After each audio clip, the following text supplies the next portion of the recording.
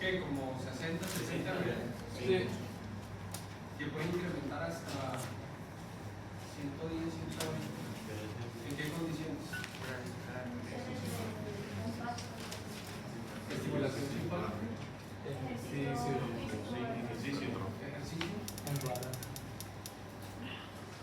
Ustedes no se deciden porque me colocaron en el parcial que embarazo para taquicardia. Y en taquicardia también la colocan. El embarazo es todo.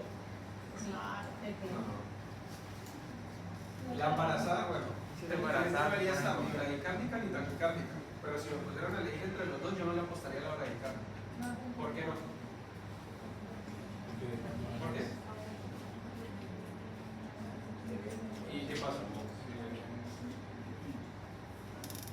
No, o sea, sí, pero... Ella dice porque tiene más sangre. ¿La embarazada sí tiene más sangre o no? ¿Sí es cierto lo que ella dice? Entonces, hola, si tiene más bulimia, bueno, y así concluye la clase.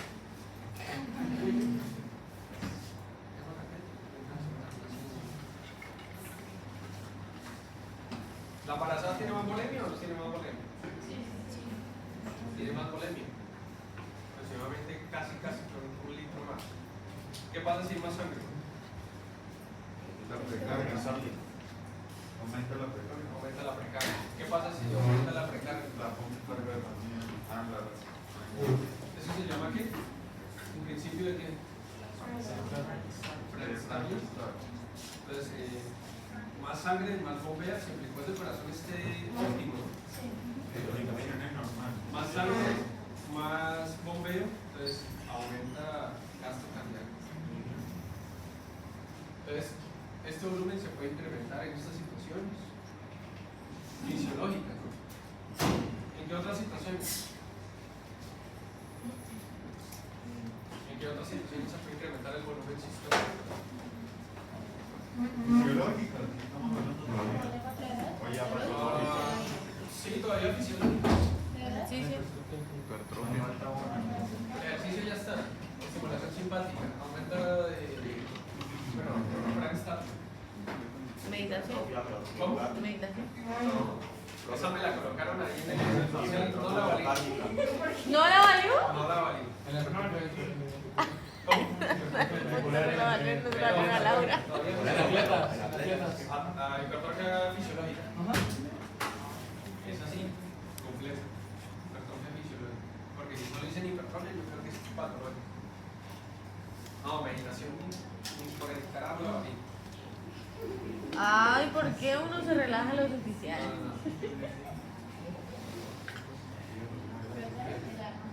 Eso es que me digan que el paciente se comió un brownie es lo mismo. ¿Qué otra cosa? No, porque eso no es fisiológico. Un atleta, Pero el atleta, si bien podía tener un aumento de gasto cardíaco, Ejercicio. sí, no, sí, pero sería por esto. La vejez. En ansiedad. ¿La qué? La vejez. No, disminuiría otro proceso. Sí. No se Por preocupe. eso es que los viejitos tienden a la insuficiencia cardíaca. En ansiedad. Se considera patológico. Ansiedad es una enfermedad. Ah, sí, yo iría más por lo patológico. un susto. Estrés simpático. ¿Cómo? No. No, por ahí el compañero pensó lo mismo, pero no.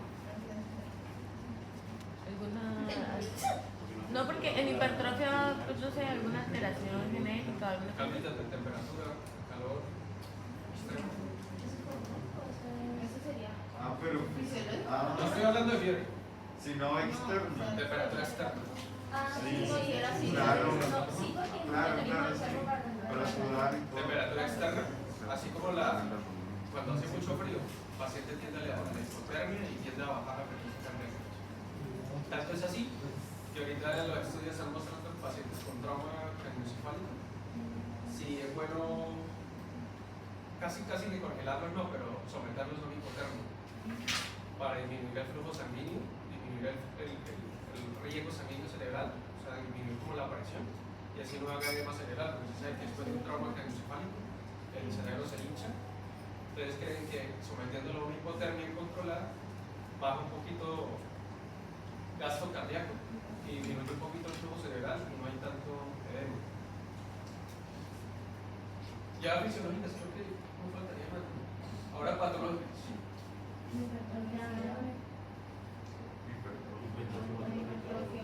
Hipertrofia ventricular, ya hablando de Fiebre. ahí sí todos los estados mentales se reducen. Ansiedad. La depresión no tanto. La depresión cursa más con síntomas negativos. Fiebre. Fiebre. Ave, acá faltó otra. Estimulación de T3 y T4.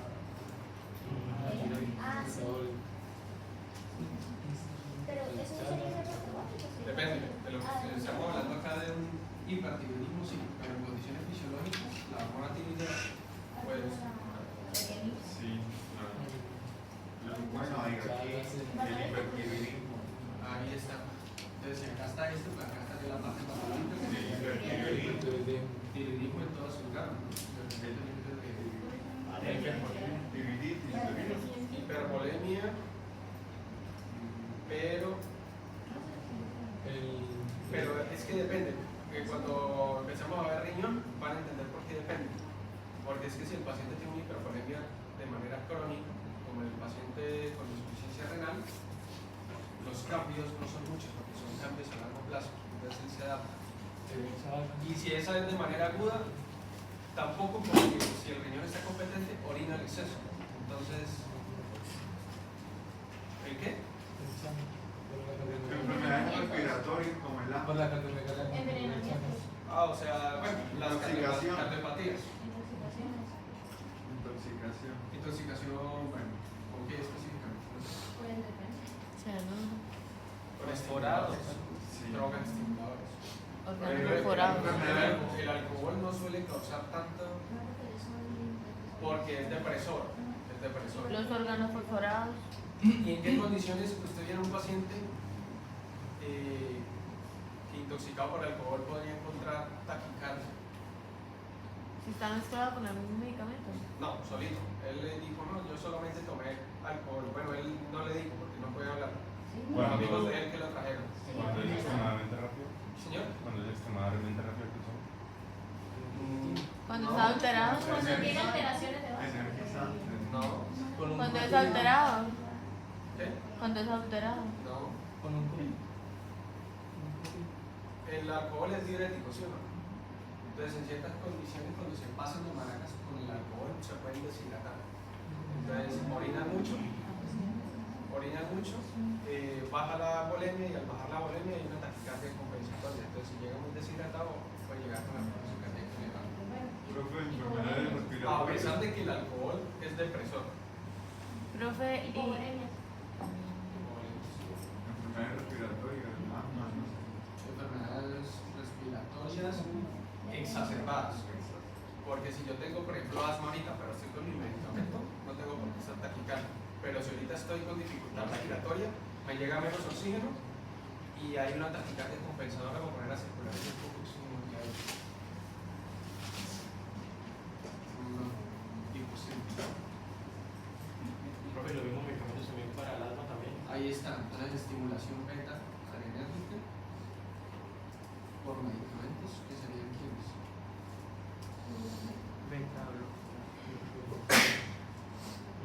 Yo lo digo, salbutamol, fenoterol, todos esos son beta adrenérgicos. ¿El bromuro de ipratrópico es beta adrenérgico o no? El bromuro de ipratrópico. ¿No has visto así? Todos esos son inhalados. Claro que se puede también pasar intravenoso. El bromuro de ipratrópico inhalado. Bueno, cualquiera de sus formas. ¿Es beta adrenérgico o no? ¿No han escuchado al viejito que está con inhalador de No, sí, bromuro? lo escucho. Es un estimular, no es un beta, sino es de la parte colinérgica. Es un anticolinérgico. Bueno, después les comento eso. Profe, la anemia Anemia,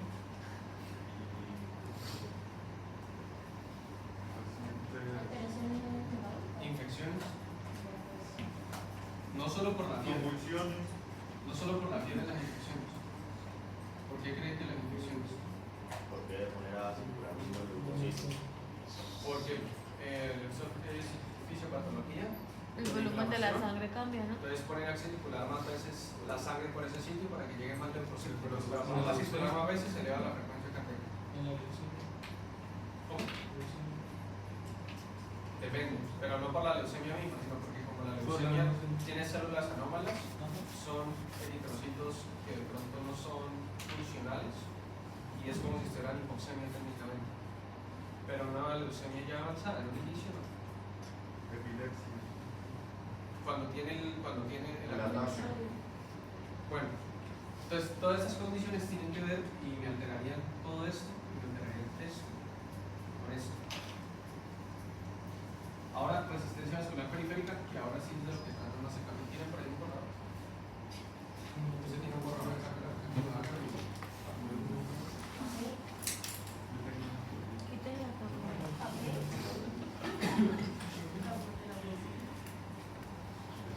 Sí, le llamo.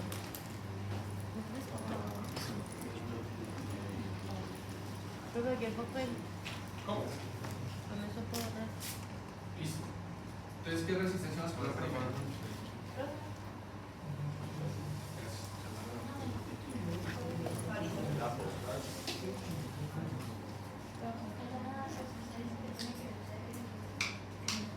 Por allá dijeron que es poscarga, sí. ¿Qué más? Resistencia total periférica. Qué lindo, ¿no? Vamos a estar el celular.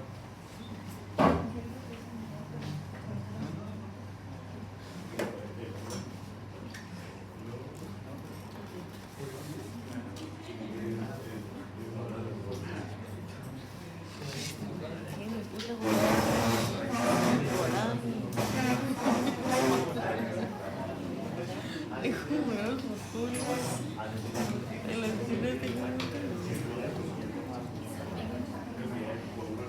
No.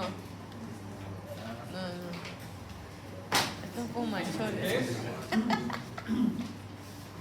¿Qué es? ¿Qué es la resistencia? Una definición sería poscarga, sí, cierto. Ah. Bueno, hasta luego. ¿Qué más? Es como la presión que ejerce en la pared de los vasos. No la pared de los vasos, es la presión que ejerce la sangre sobre las paredes de los vasos, no las paredes de los vasos. Porque acuérdense que va pasando un líquido y el líquido es un fluido y el fluido tiende a ocupar todo el espacio disponible por física. Igual que los gases. ¿Sí se acuerdan de la ley de los gases? No. Tuvieron que haberlo visto en química médica. Usted dijo que si nos acordábamos, no que se lo habíamos visto. La temperatura en los fluidos y la presión influyen en los fluidos y los fluidos tienen que ocupar Mentira, todo yo el lo hice todo con el espacio Tatiana. disponible. La odio. Entonces, Tatiana, ¿no te acuerdas? La resistencia vascular periférica Sí, tiene que ver con el diámetro de quién? De los vasos.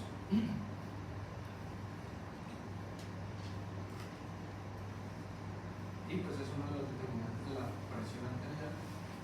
¿Y dónde se define la resistencia vascular periférica? O sea, ¿dónde está la resistencia vascular periférica en el cuerpo? La arteria. Las arterias. ¿Pero en qué parte de las arterias? Todas las arterias son resistencia vascular periférica. La... De hecho, Se controla la masa. De hecho, todas las arterias tienen resistencia vascular periférica, pero unas más que otras. Pero la resistencia vascular periférica en el cuerpo, digamos, se regula estrictamente gracias a las arteriolas. ¿Por qué? Porque es muy difícil que un vaso sanguíneo como la aorta que tiene este calibre haga vasoconstricción, ¿cierto? ¿O ustedes se imaginaban que la aorta hacía vasoconstricción? ¿Por qué no? porque es un vaso de gran calibre. Si usted hace vasoconstricción con esto, hace una hipoperfusión muy grande. Y lo otro es que físicamente no puede, porque es que es tan grande que sus fibras, o sea, hay una desproporción entre el vaso y la cantidad de fibras de músculo liso que tiene. Entonces, la cantidad de fibras de músculo liso que tiene no le da para colapsar el vaso completamente. Pero sí le da para qué? Para aumentar el tono. Entonces se puede poner un poquito más rígido. ¿Listo? Entonces está en las arteriolas. Y es en las arteriolas donde se regula la resistencia vascular periférica. O sea, acá es donde actúan todos los estímulos para regular la resistencia vascular periférica. ¿Cómo se incrementa la resistencia vascular periférica? ¿Cómo hago? Sí, pero ¿cómo? Que así como yo le pregunté acá que cómo hacía para incrementar el volumen sistólico, ¿cómo hago para llevar la presión arterial? Pero a expensas de la resistencia vascular periférica. Hipertensión. Una pregunta. La resistencia vascular periférica, la presión arterial es mayor cuando vasodilato o cuando hago vasoconstricción. Listo, entonces vasoconstricción es igual a la elevación de la resistencia, ¿cierto? Que es igual a la elevación de quién. Listo, entonces ahora sí la pregunta, ¿cómo hago para elevar la resistencia vascular periférica? Disminución de temperatura extrema. Vasoconstricción. Sí. Técnicamente la disminución de la temperatura hace una vasoconstricción. Lo pueden ver, por ejemplo, en el fenómeno de Raynaud. ¿No? ¿Han visto el fenómeno de Raynaud alguna vez? ¿O lo han escuchado? Pues tiene que sonar de algún lado. El fenómeno del reinado. Fenómeno de Raynaud. Un paciente que, por ejemplo, vive acá en Cúcuta y sube a Pamplona y almuerza ahí en el parque central de Pamplona y va y se lava las manos. Se lava las manos y a los 30 segundos siente un dolor intenso en ambas manos, se mira y de aquí hacia arriba están morados los dedos. Es una vasoconstricción refleja de sus vasos sanguíneos al frío intenso. Es una vasoconstricción tan fuerte que entra en isquemia en los dedos. La manera de revertirla es calentándolos. ¿Y eso por qué creen que sucede? Porque eleva la resistencia vascular periférica en esos pequeños vasos por la temperatura, por disminución de la temperatura. Entonces el primero sería disminución de la temperatura. Renal, el sistema renal. En la época de guerra de la Unión Soviética,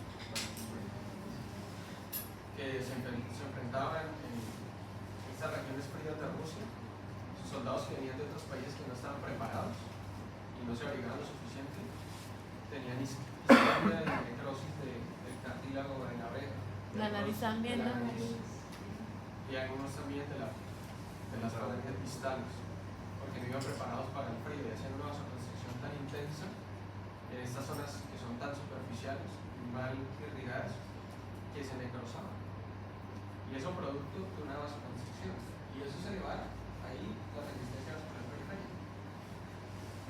Pero todo esto en 300 rangos, si usted ya sobrepasa el límite de adaptación del cuerpo, pues ya se tira el mecanismo. ¿Qué otra cosa? ¿Esa es la única manera? La constricción completa del cuerpo. ¿La qué? La constricción completa del cuerpo. ¿Cómo así? Una persona que ya cayó en un cemento o que esté bajo tierra. Pues sí, pues, técnicamente. ¿Pero por qué mecanismo? Ahí habría varios, ¿no? Podría ser el estrés, el miedo. ¿Usted no dijo que toxina en un vaso conductor? Ahí está. La hiperoxia.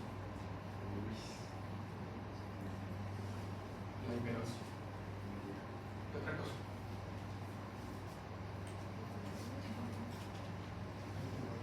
El simpático por medio de qué receptores? No, por medio de qué receptores. En el corazón son receptores que yo ya se lo he dicho. Beta. Si estamos hablando acá del salbutamol y les dije que el beta-energético eleva la frecuencia cardíaca. qué receptores adrenérgicos hay en el corazón. Pues beta. Y a nivel de vasos sanguíneos, alfa. La adrenalina tiene más acción beta que alfa. Y la noradrenalina tiene más acción alfa que beta. Por eso los esquemas de reanimación de la AHA ustedes ven que usan es que adrenalina. Por eso cuando ven Grey's Anatomy, en vez de estar parándole bolas que se comen entre ellos, que el neurocirujano con esta, que el cardiólogo con esta, que sí, que no sé qué, párenle bolas a eso. Y se van a dar cuenta que ellos de una vez cuando entran en reanimación, a todo el mundo desfibrilan y a todo el mundo le ponen adrenalina. Y es adrenalina, no se habían preguntado por qué era adrenalina y no adrenalina. Es por eso. Yo sí lo sé. Porque la adrenalina, o sea, técnicamente esta podría también, pero es la más eficiente. No, por eso no la Y si es para cuestiones de subir la presión arterial, ¿cuál usaría? Esta. Claro que también a veces usan la dobutamina. ¿Qué? Dobutamina. Un derivado de la... Son parecidos, tienen este efecto de elevar la presión arterial. Si el paciente está en paro cardíaco, usted usa más adrenalina. Se usa adrenalina. Si el paciente no está en paro cardíaco, pero está hipotenso, pues usted usa eso, que son estimulantes alfa, que elevan la resistencia vascular periférica en arteriolas y pues elevan la presión, y al elevar la presión mejora la perfusión. ¿Sí? Porque si se baja la presión arterial, ¿qué pasa? ¿Cuál es el problema que se baje la presión arterial? No me tomo frecuencia cardíaca, solo presión arterial. ¿Qué pasa si bajo la presión arterial? ¿Cuál es el problema de eso? O sea, Hipoxia, hipoperfusión, o sea, imaginen una manguera que usted le abre muy poquito la llave y quiere regar las plantas con eso. No más suficiente. ¿Llega sangre a la planta? ¿Llega agua a la planta? No llega. Pero usted ve que corre un chorrito muy pequeño y usted quiere que de pronto llegue más rápido, usted le pone el dedo a la manguera y nota que llega con mucha más fuerza. Según una analogía de eso, básicamente si usted vasodilata mucho o hay una pérdida en tono de los vasos sanguíneos, no llega la sangre con la suficiente fuerza, con la suficiente presión a los órganos. Entonces entraría en una hipoperfusión y esto sería fatal a nivel cardíaco, renal y cerebral, bueno, todos los demás, pero esto sería lo más sensible. Entonces ese sería el problema. Por eso cuando se tiene el paciente hipotenso, sobre todo los que están ya presión arterial sistólica por debajo de 90 y presión arterial diastólica por debajo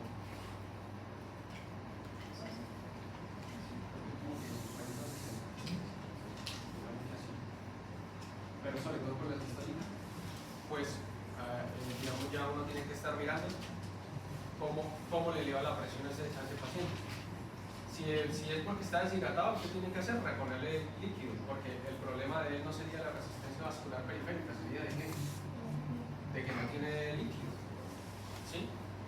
Entonces la resistencia vascular en él puede estar bien, pero es que no tiene líquido que circule, entonces la presión va a ser mínima. Entonces le pone líquido. Y si el problema no es deshidratación, sino de una sepsis, y la sepsis me ocasiona una vasodilatación generalizada, ¿qué va a tener? El problema va a ser de qué. Entonces habría que usar ¿cuál? Esto. ¿Listo? ¿Sí vamos entendiendo o no? Eso es lo que hay que entender de estos capítulos, no tanto de las fórmulas. Bueno, Gracias. ¿Solo va a ponerse? esta es la fórmula que me interesa que se aprenda. Bueno, entonces, ya entendiendo eso, ¿qué más falta acá?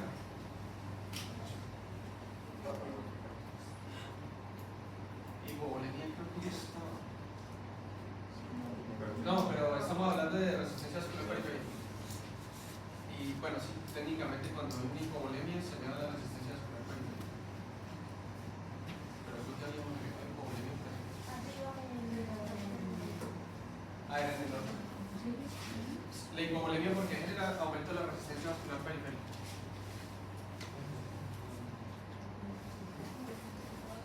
¿Sí es verdad que la hipovolemia aumenta la resistencia vascular periférica o no? Porque como al no haber volumen de sangre, pues obviamente el vaso tiende a construirse para solventar eso. Como un mecanismo compensatorio. Compensa. Entonces, él tiene razón. Si baja la volemia, el cuerpo, como no puede reponerla inmediatamente porque el cuerpo no puede crear agua de la nada, la forma que hace es aumentar la resistencia vascular periférica para que esa poca sangre que queda llegue con más presión. Profe, y eso no lo hace por el sistema renal. Demora mucho. Demora. Pero si lo hace por la solución. A largo plazo. Cuando hagamos renina, angiotensina, testosterona, se van a dar cuenta que va a demorar. Demora. ¿Qué es lo más rápido cuando el paciente se está deshidratando ya ahorita? Por ejemplo, o se está deshidratando o tiene una hemorragia, modificación de resistencia vascular periférica. Porque es que esto no demora nada. O sea, esto es ya. Pero el eje sí, porque el eje tiene que tensarlo el riñón, producir la renina, liberarla. ¿Sí? La renina transformarse en angiotensina 1, luego la angiotensina 2, y luego la angiotensina 2, todos los efectos, y luego producir aldosterona. Eso va a demorar un rato. Mientras que esto es ya. Entonces, un paciente que tenga, por ejemplo, ahorita un accidente de tránsito, tiene un sangrado, tiende a elevarse la resistencia vascular periférica. Pero si ya ha sangrado mucho, usted lo va a encontrar hipotenso. Es un momento como el nicotina, Estimulaciones. porque libera la catecolamina y luego liberación de la adrenalina. Bueno, hay varias cosas con eso cuando vamos, porque si ustedes miran, los receptores nicotínicos pertenecen a quién, al simpático o al parasimpático. Al parasimpático. Y técnicamente la estimulación parasimpática que debe ocasionar. Realmente el parasimpático no tiene injerencia sobre los vasos sanguíneos.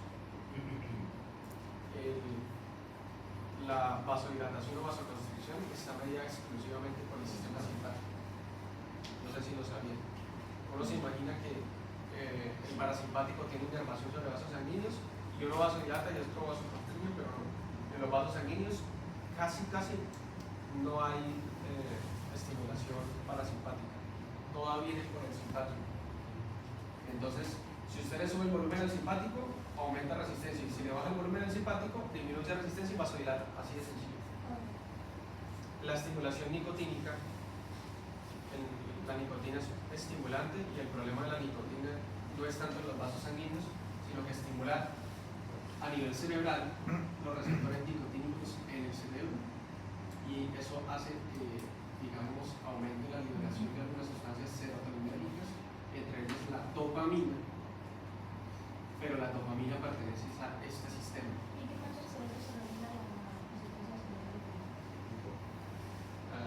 No, es que o sea, la nicotina haría que esto demore más a nivel cerebral e incluso puede pasar a circulación. De esa manera. es por la Sí. Bueno, y sí, la nicotina es un estimulante, pero técnicamente tiene que actuar sobre los receptores nicotínicos. Los receptores nicotínicos pertenecen al parasimpático y los muscarínicos también. ¿Qué otra cosa?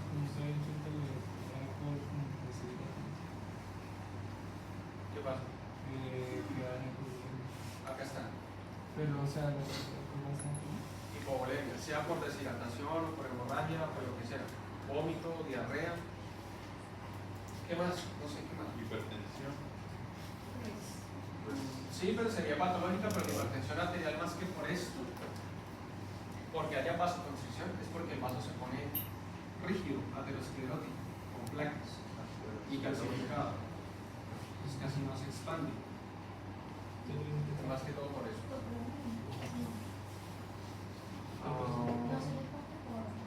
¿Qué más? Sí, el hipertiroidismo se ha visto que también puede tener injerencias sobre idea sobre la resistencia vascular periférica, pero más sobre el corazón. Profe, ¿hay alguna enfermedad que aumente la vasopresina? ¿Cómo? Hay enfermedades que quedan renales y ya parte primeramente del sistema renal y angiotensina que se afecta la hipertensión. Renales. Diferencia ya en la parte- Renales sería angiotensina. Claro que la angiotensina no la produce el renal. La produce la renina, que va a producir la angiotensinógeno, etc. Pero la angiotensina, específicamente la angiotensina 2, ¿por qué la angiotensina 1 no?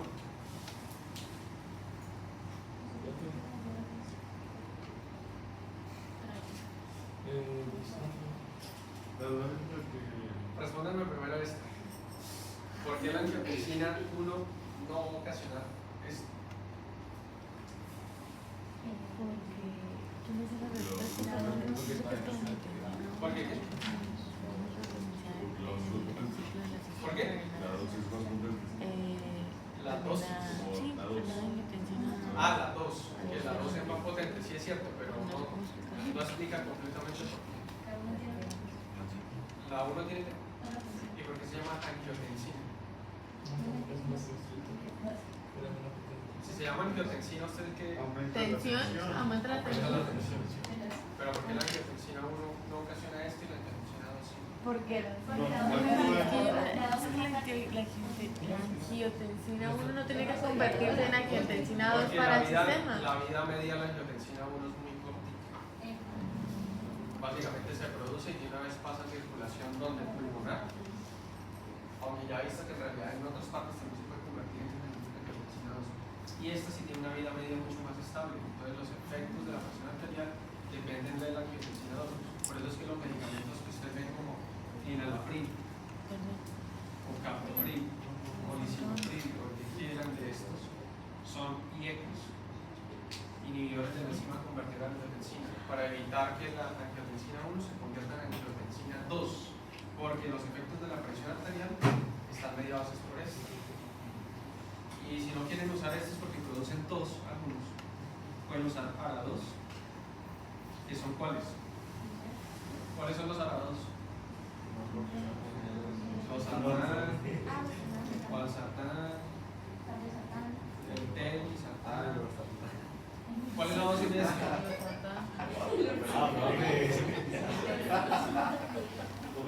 ¿Qué significa esto? Esta. Antagonistas, receptores, angiotensina 2. Apréndanselo, ¿sí? Les va a servir mucho.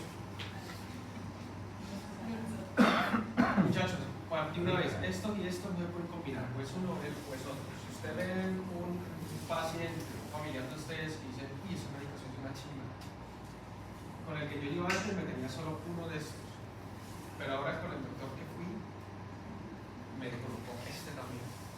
Ese médico dijo ya mío formular, eso es un berraco. ¿Sí? Noche, eleva completamente, disminuye completamente de eso y incrementa la mortalidad del paciente. No se le puede inhibir completamente el eje, porque el eje es un mecanismo de supervivencia.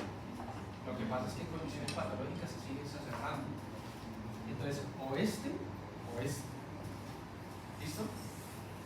Entonces, por eso llaman así, antagonistas receptores de angiotensina. Se posan sobre los receptores de angiotensina a nivel periférico. Ellos no impiden que se forme la angiotensina 2, ellos no lo impiden. Esto sí. Ellos lo que hacen es que se forma angiotensina 2, la angiotensina 2 llega y no se puede pegar a los receptores a nivel periférico. Entonces, no puede actuar. Y el riñón elimina el exceso cuando ya cumple su vida media. Y hay muchísimos más usados en hipertensión arterial, pero para ese momento son estos. Y entonces, pues, eso. La angiotensina, pues, eleva la resistencia vascular periférica. Bueno, digamos que hasta ahí. Esa es la introducción a estos capítulos. Esta solamente es la introducción.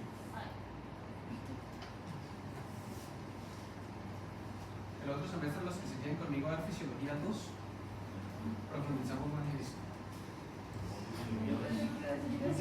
Vamos, fisiología 2, ¿no quieres ver?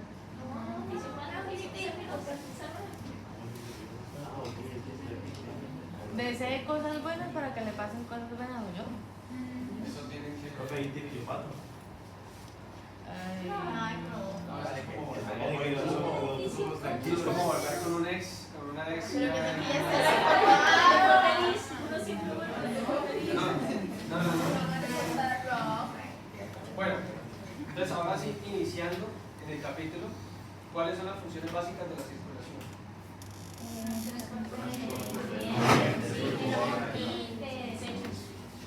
Hormonas, ¿sí? Transporte de nutrientes, ¿cuáles? Nutrientes, entonces, primero, oxígeno. Segundo, glucosa. Aminoácidos.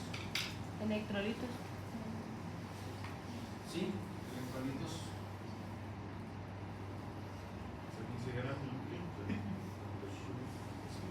No técnicamente, o sea, no son usados directamente para producir energía, pero son usados para mantener las funciones metabólicas como tal de la célula.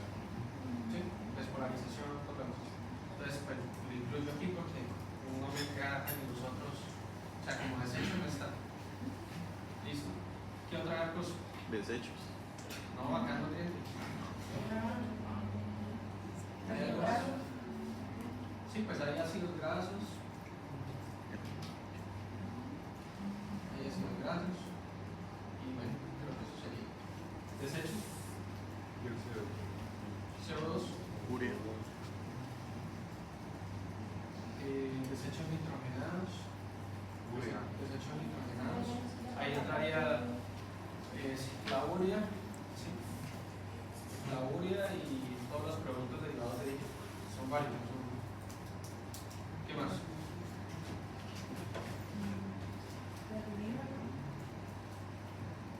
La creatinina que es un metabolito de la parte muscular. La creatinina, ¿qué más? ¿Cómo?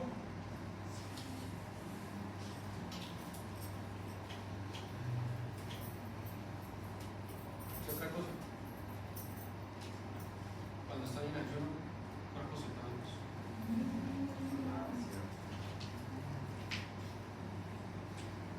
Cuando estoy en condición de hipoxia, hacia el ácido glucónico. Diferentes ácidos que se producen en la parte metabólica. Y hormonas. ¿Cómo es que nosotros desechamos el...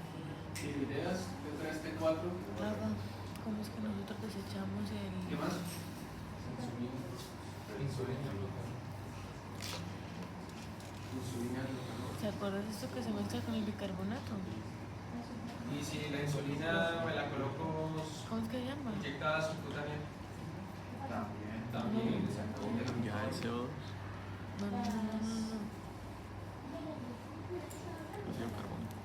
No, HO3 y el otro es HO2. Hormonas hipotalámicas. H, perdón, es HN3 y el otro es... Ese es el bicarbonato, ¿no? El HN3. Aldosterona, angiotensinas. Es que es el que se Todo lo que ¿cuál sea es? transporte, ¿de qué tipo? Endocrino. No, ¿es eso? No, Hormonas es el nitrogenado, Todo lo que sea endocrino entra acá. Todo lo que sea endocrino entra ahí. Acuérdense que la definición de transporte endocrino tiene eso. La circulación sanguínea.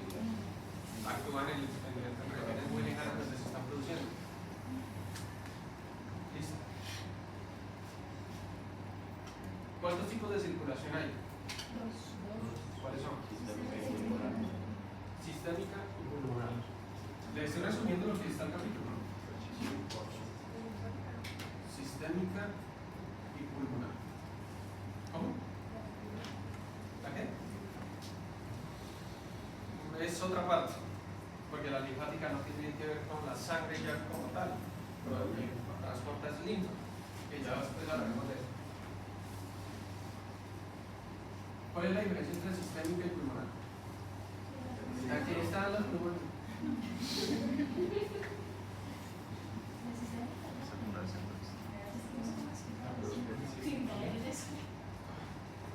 Pues la sistémica es la que va a la circulación general.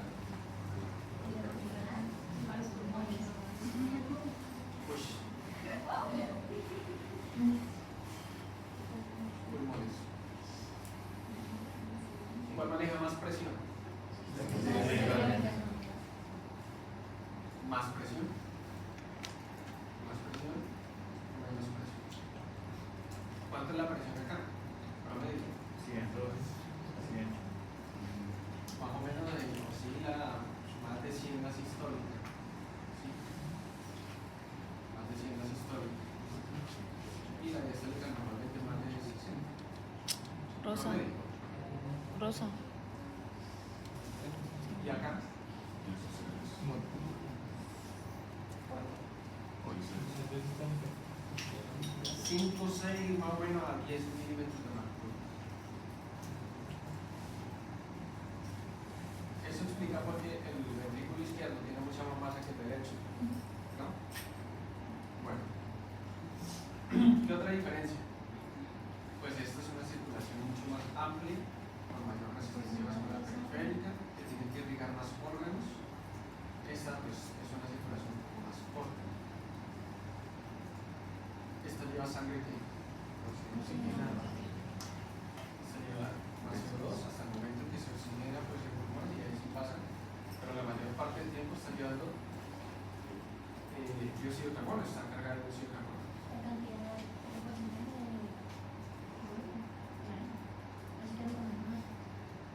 Ah, 85%. técnicamente el volumen vendría siendo el mismo que el ventrículo izquierdo si ustedes ponen a pensar, porque es que el ventrículo izquierdo eyecta lo que le llega del derecho. Entonces en cuanto a eso, no, si uno se pone a ver la fracción de lo que eyecta, claro, se va a decir, pero si este tiene más fuerza, ¿cómo me va a decir que eyecta lo mismo? Claro, este tiene más fuerza que este, pero es que este tiene menos resistencia. Una es por otra. Entonces, acá la presión pulmonar se puede incrementar o no.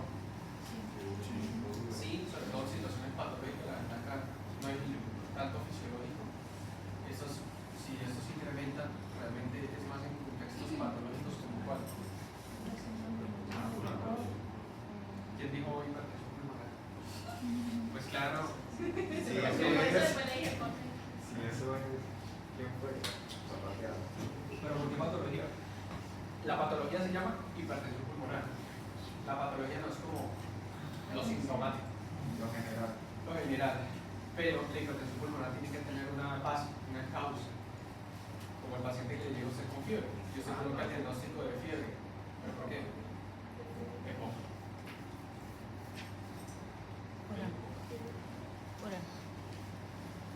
Este casi que el rey, o sea, yo diría como 80%, no bueno, 85%. Sería por eso. No hay gasto. Enfermedades pulmonares intersticiales, EPI, lo que más se le confía el EPI. Algunos pacientes que han sido asmáticos mal controlados toda la vida. ¿Sí? El asma más fuerte de los broncos, pero es que la hipoxia crónica lo que termina elevando la presión pulmonar por mecanismo fisiológico. Trombos.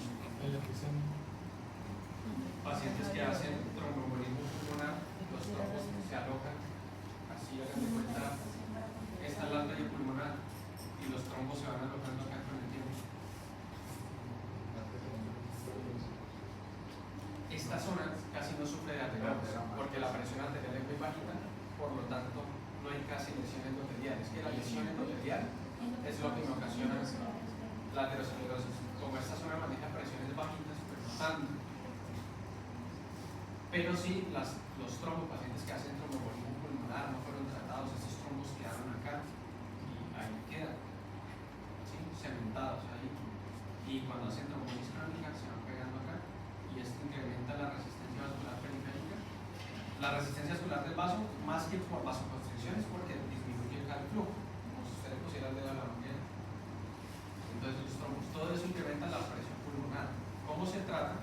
Con inhibidores de la fosfodiesterasa. ¿Como cuáles?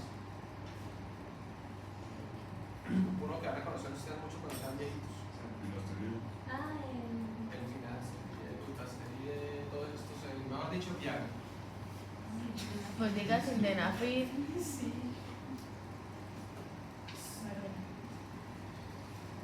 El sildenafil, pues realmente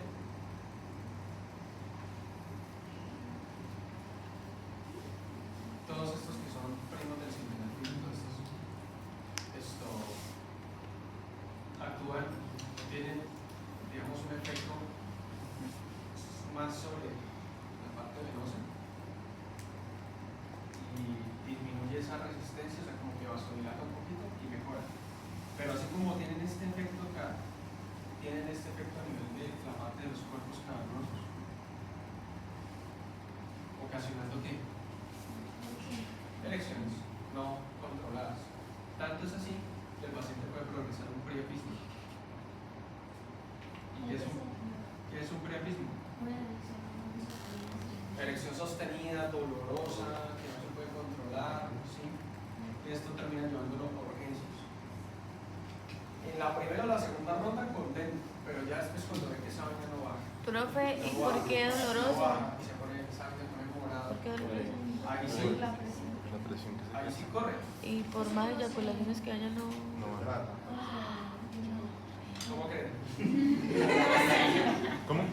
¿Cómo creen que se trata el priapismo? Drenaje. No es el.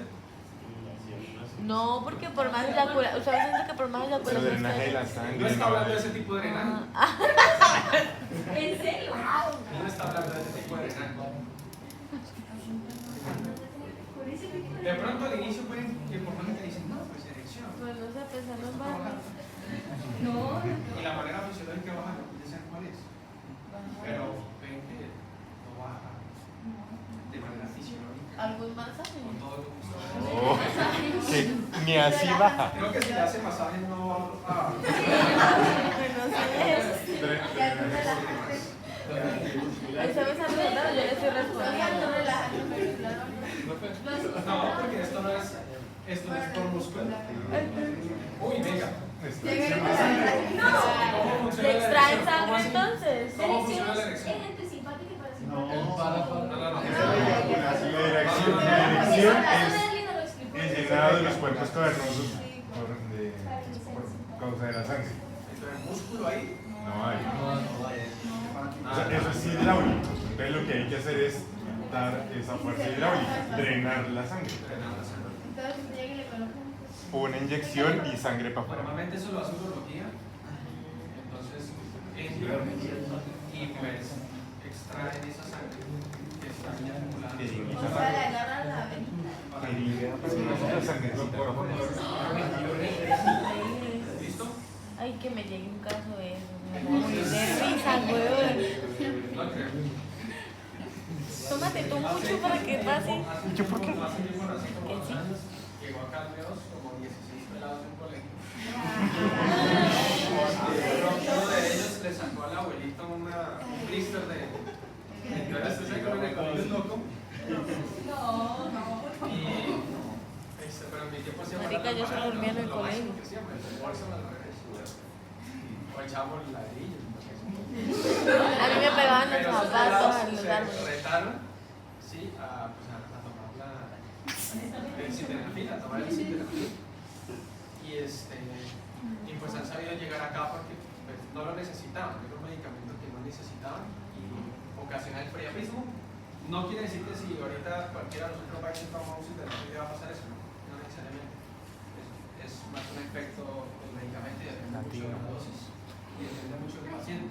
Pero como un paciente jóvenes que no lo necesitaban, ¿no? Pues llegaron así con esos efectos, todos no, con los bichos no se pueden mover porque eso estaba en. Y pues eran varios de esos los estaban así.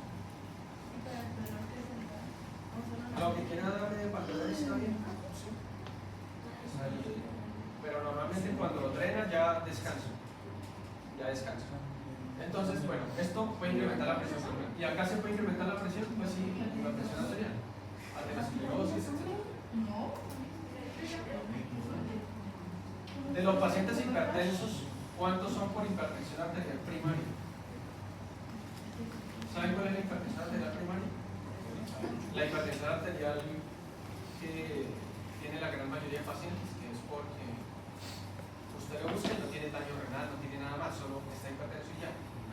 O sea, es endurecimiento del vaso sanguíneo, envejecimiento, lesión endotelial, ¿sí?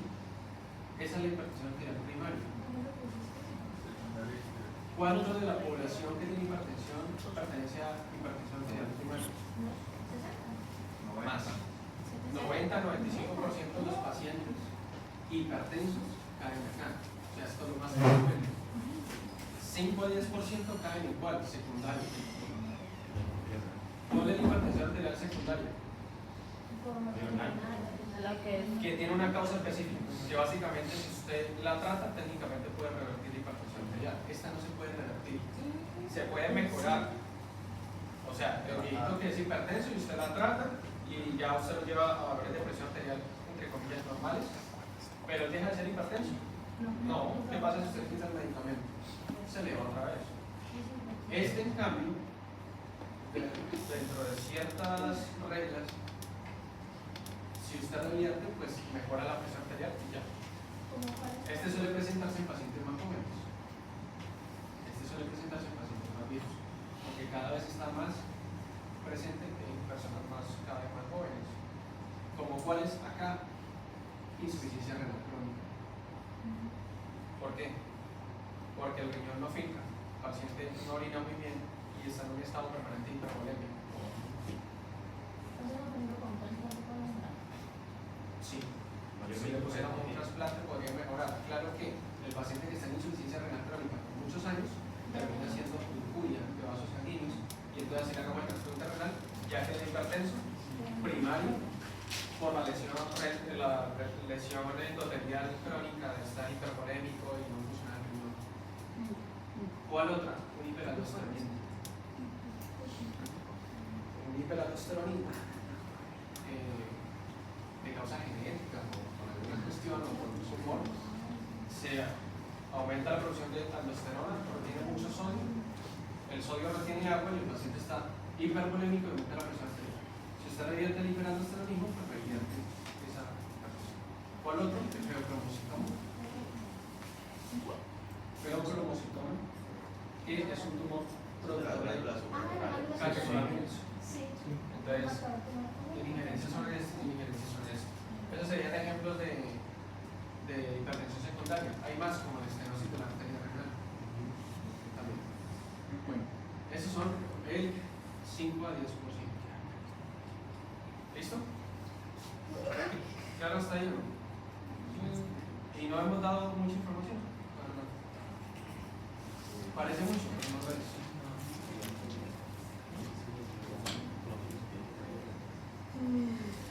¿Sabe qué deberíamos dar? Maceración con whisky.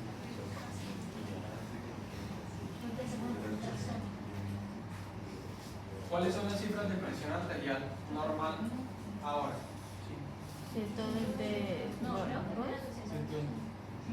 ¿Cuáles son las cifras de presión arterial normal? El que me diga la respuesta que tengo en la mente. Pero máximo. El que me diga la respuesta que tengo en la mente. 160. El que me diga la respuesta queda exhibido en el siguiente quiz. 160. ¿Cuánto? 130. ¿Cómo así que 140? 160. Si pisa 140, no, porque si usted me dice 140 es que yo puedo llegar a 140. Por eso, y si usted lo dijo en clase que era para los jóvenes, digamos que 130, era para jóvenes. ¿Cuál es la cifra de presión arterial normal? 160. 120. No. 160.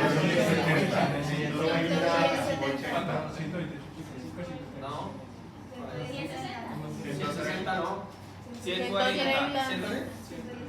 130, 90. ¿Cuánto? Sobre 90. No. 130. 110 sobre qué? 70. No. 60 sobre 80. ¿Quién está más cerca? ¿Quién sabe? No, es 130 sobre qué? 130 sobre 80. 130, 90. Ya lo dije. 70. 130 sobre 100. 130 sobre 12. 120, 80 sí es la. Según la guía de la Asociación Europea. ¿Cuánto? No he dicho. Ahí va a ser la normal que todos no sabemos. Escuche. Según la guía de la Asociación Europea 2024, Ay, no. no hay presión arterial normal. Y entonces, Pero se tiene que regir. Ahí no hay un rango. Escuchen, se evidenció que con cualquier cifra de presión arterial ya hay riesgo cardiovascular, o cualquiera. Entonces, ellos prefirieron decir, no hay presión arterial como existía antes, que era óptima, por debajo de 120/70, que era supuestamente lo que decían era, si está por debajo de esto, usted no tiene ningún riesgo. Y los estudios están mostrando que no, o sea, así usted tenga presión arterial tan bajitos, como 110, 50, 60, tiene igual riesgo cardiovascular. Entonces, técnicamente, con esta nueva guía, prácticamente, ¿qué dice? No hay nadie que esté a salvo. Profe, o sea que entonces los bradicárdicos también estaban ahí metidos en la cola. No tiene nada que ver porque si aunque esté bradicárdico depende de la cifra de tensión que esté ahí. Entonces ellos clasifican como no hipertenso. Miren que ellos no dicen normal, dicen no hipertenso. No hipertenso, ¿sí? Por debajo de 120/70. Presión arterial elevada. Apréndanse esta clasificación. Presión arterial elevada por encima de esto, pero menos de 140/90. E hipertensión arterial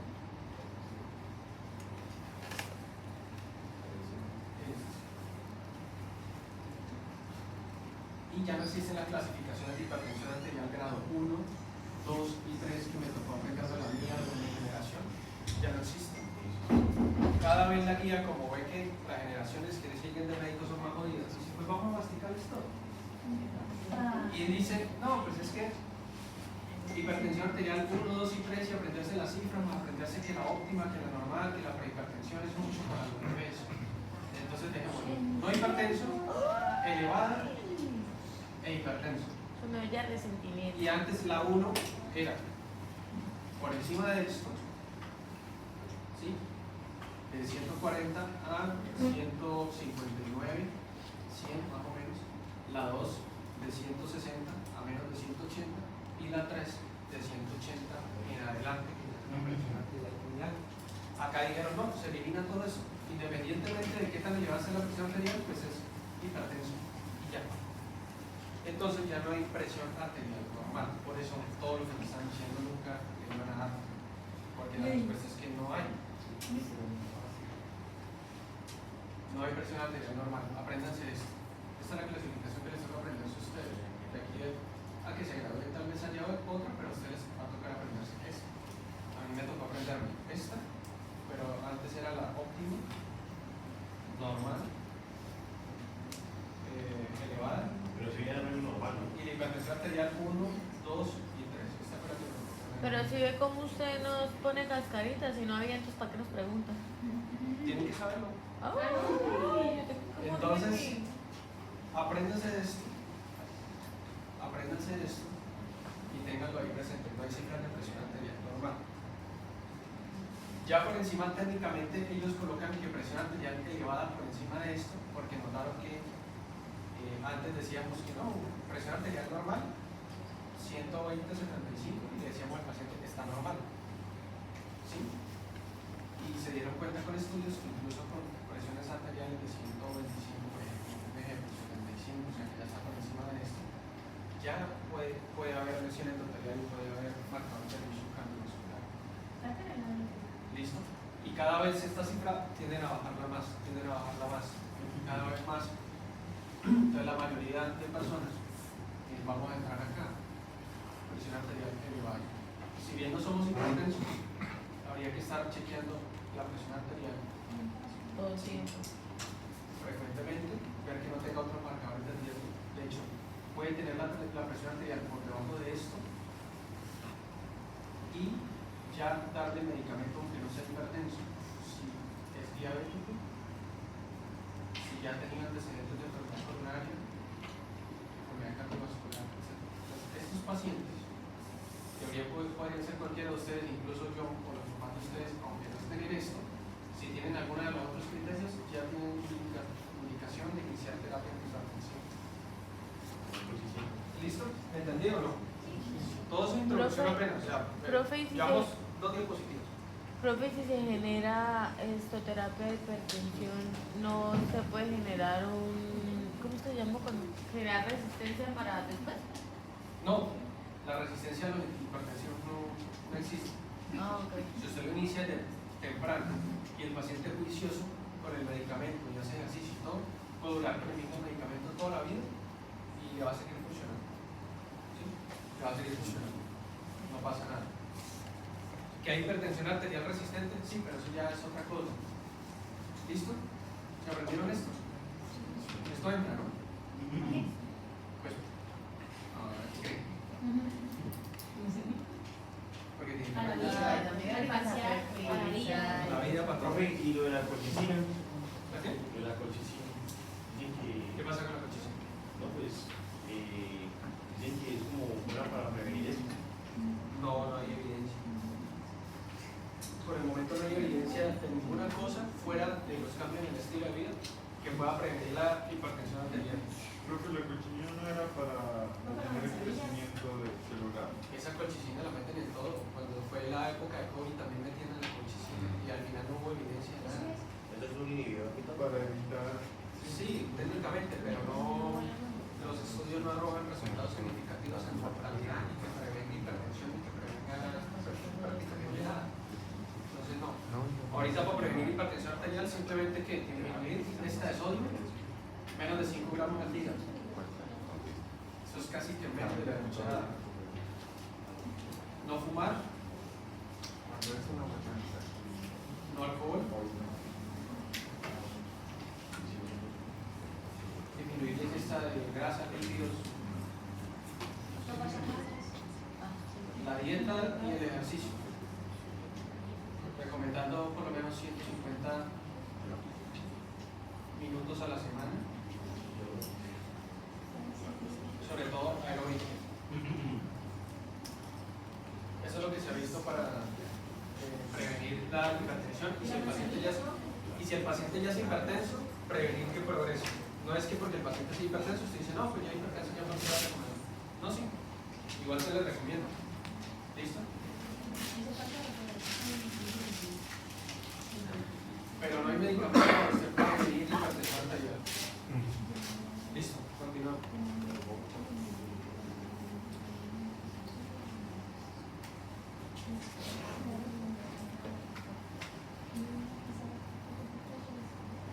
Entonces, el diámetro está el corazón y el diámetro de los vasos sanguíneos va disminuyendo a medida que se van alejando de acá, cada vez más, hasta que a nivel periférico pues el diámetro es muy pequeño. Cada porción de estos vasos sanguíneos pues se van llamando diferentes, son arterias de gran calibre, como por ejemplo la aorta, de mediano calibre como cuáles.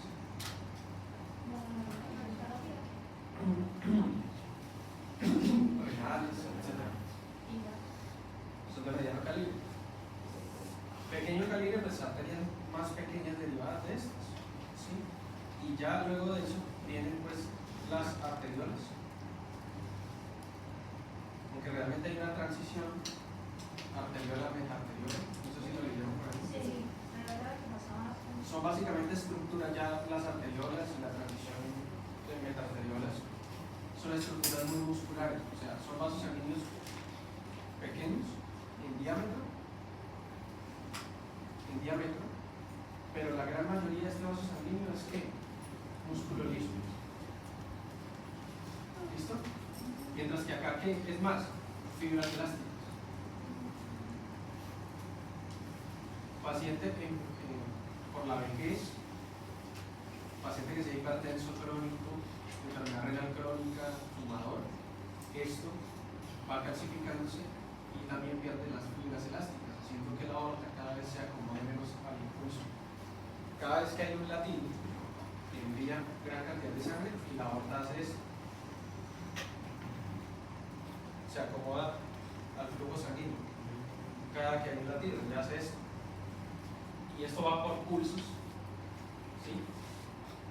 Va por pulsos y ella se va acomodando a ese pulso de sangre de manera que ese pulso ya no se comporta como un pulso, sino se comporta como un flujo continuo. Al encontrarse con esa elasticidad y esa acomodación del flujo, hace que esto no vaya como por bloques de flujo sanguíneo, sino que empieza a comportarse ya como un fluido.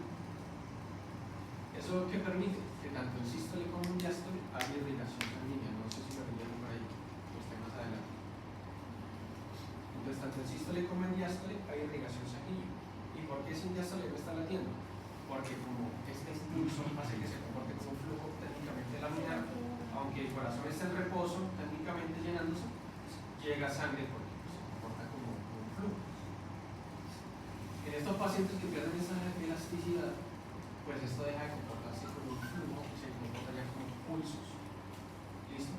Entonces disminuye mucho el flujo en diástole y en los tejidos periféricos y aumenta mucho la resistencia, más que por vasoconstricción, es por la pérdida de fibras elásticas del aorta, lo que puede culminar en que ese aumento de la resistencia dañe el vaso sanguíneo y haga que se forme eso.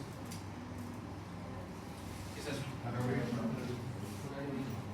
Que esto debilita mucho la pared, porque es como cuando se coge una medida y la estira, pierde mucho su elasticidad y se vuelve más susceptible a qué?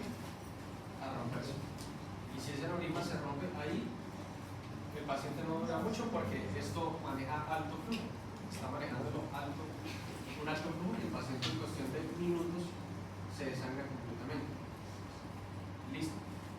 Entonces, la fibra elástica. Y acá, pues es más el músculo liso que las fibras elásticas. Entonces, el músculo liso, prácticamente lo que predomina acá, tiene su componente igual endotelial. El músculo liso, pero las fibras elásticas es muy poco. Y tiene algunas sustancias o algunas estructuras como esto, que son estructuras musculares como anillos, que cumplen la función de esfínteres, abrir y cerrar. Esto sobre todo antes de que la arteriola se convierta en capilar. Y entonces acá ya pierde el componente del músculo liso, solamente queda con una capa de células endoteliales que tienen algo de fenestraciones, con una capa basal muy delgada. Acá ya no hay adventicia ni hay fibras elásticas, solo endotelio con lámina basal. ¿Para qué? Para que la sangre pueda fácilmente ¿qué? Salir.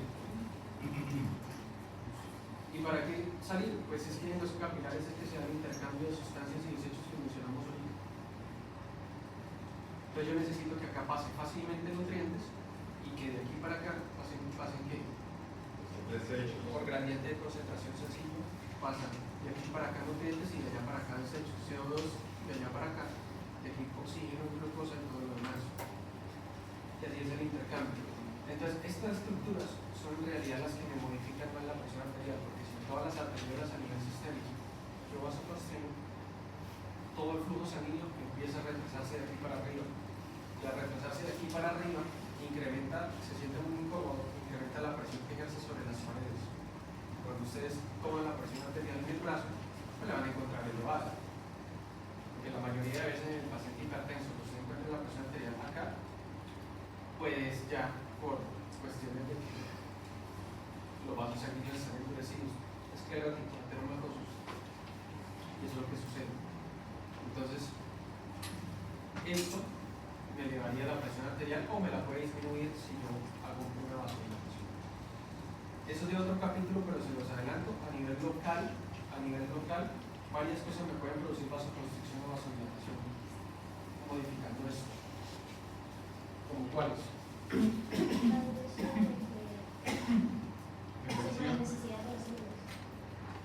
Sí, pero leyeron por ahí las sustancias que actúan directamente en eso.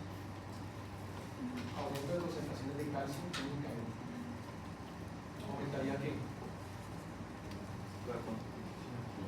Contracción. Se aumentan los niveles de ATP. ¿Por qué? ¿Por qué los niveles de ATP me inducirían un aumento de la resistencia vascular? Por aumento de la contracción. Porque le da más sustrato al músculo liso, pues para que actúe la parte de la contracción muscular. Ya saben que la contracción muscular se utiliza ¿qué? ATP. Aumento de la concentración de glucógeno. Asimismo, disminuye la resistencia vascular periférica, dióxido de carbono. ¿Qué más?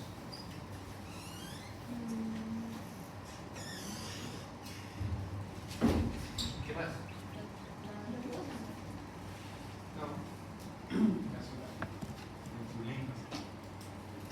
Ácido láctico.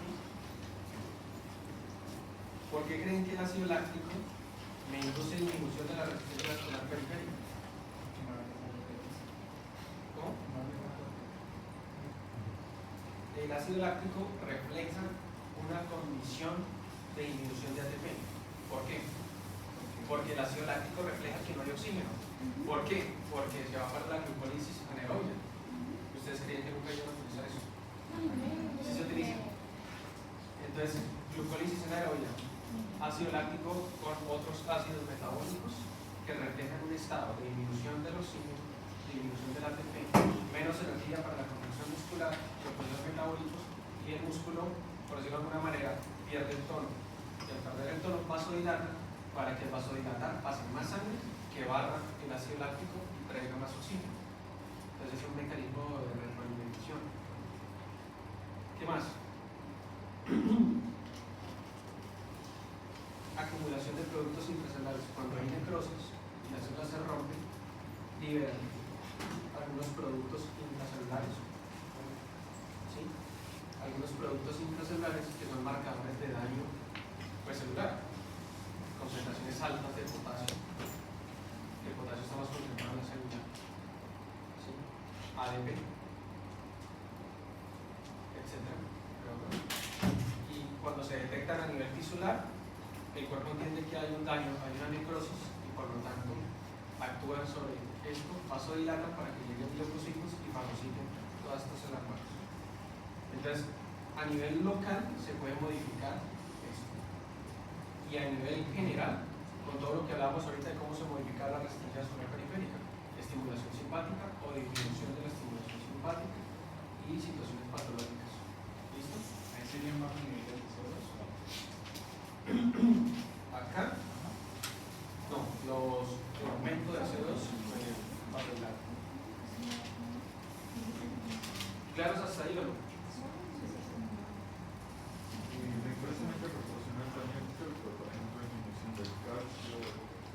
Sí, sí. Es que, por ejemplo, si decimos que el aumento del oxígeno vasoconstriñe, pues la disminución del oxígeno, ¿qué? El aumento del CO2. El aumento del CO2 pues está ligado a que está disminuido el oxígeno. Entonces hay una relación. Bueno, ¿qué más me falta por aquí? Yo creo que ya no podemos visualizar. Yo creo que ya no lo van a escuchar.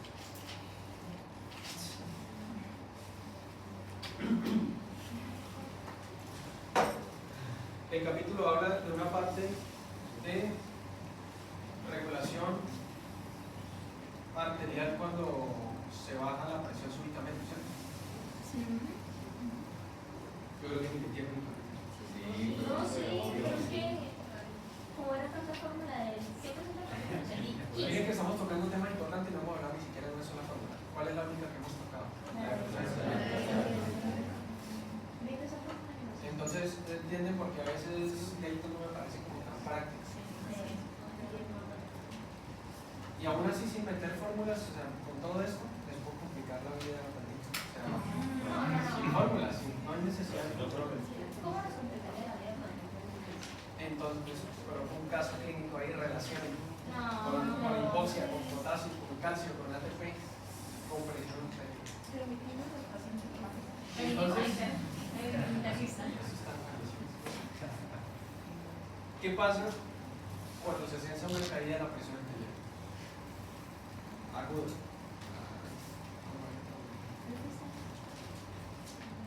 ¿Qué pasa cuando se sensa una caída de la presión arterial? O sea, por ejemplo, yo estoy acá y me hipotenso. ¿Qué sucede a nivel fisiológico?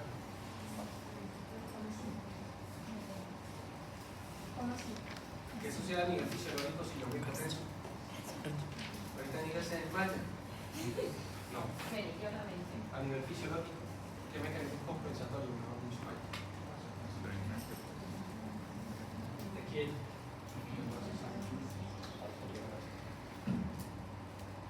Si yo me hipotenso, primer mecanismo, que eso sería súbito, obviamente.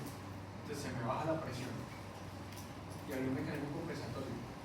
Trataría de una estimulación simpática para hacer que aumentar la resistencia vascular periférica. ¿Qué más? ¿De qué otra manera puedo elevar la presión arterial?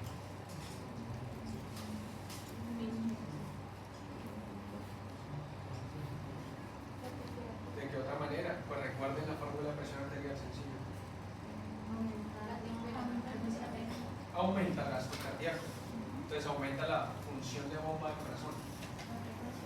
Aumenta el gasto cardíaco. La estimulación simpática pues aumenta frecuencia cardíaca y fuerza de contracción. O sea, cronotropismo y inotropismo. Aumentar las dos, aumenta el gasto cardíaco, más se bombeo el corazón, más sangre para que le dé la presión arterial. Esto por medio de receptores que. Y esto por medio de receptores que. ¿Y qué otra cosa faltaría para elevar la presión arterial? Falta algo más. ¿Cómo? Eso si la hipotensión se mantiene. Porque si yo corrijo ahorita la presión arterial. ¿Qué más falta? Ahí está en el capítulo. ¿Cómo puedo más elevar la presión arterial? Contracción venosa. ¿Para qué? Porque ahora hay un concepto ahí que se llama, ustedes lo leyeron ahí, que se llama ¿qué? Compliance o complacencia. ¿Qué significa esto? ¿Qué entendieron de eso? Si la fórmula, solo un concepto. ¿La qué? No me dijo nada. El aparato.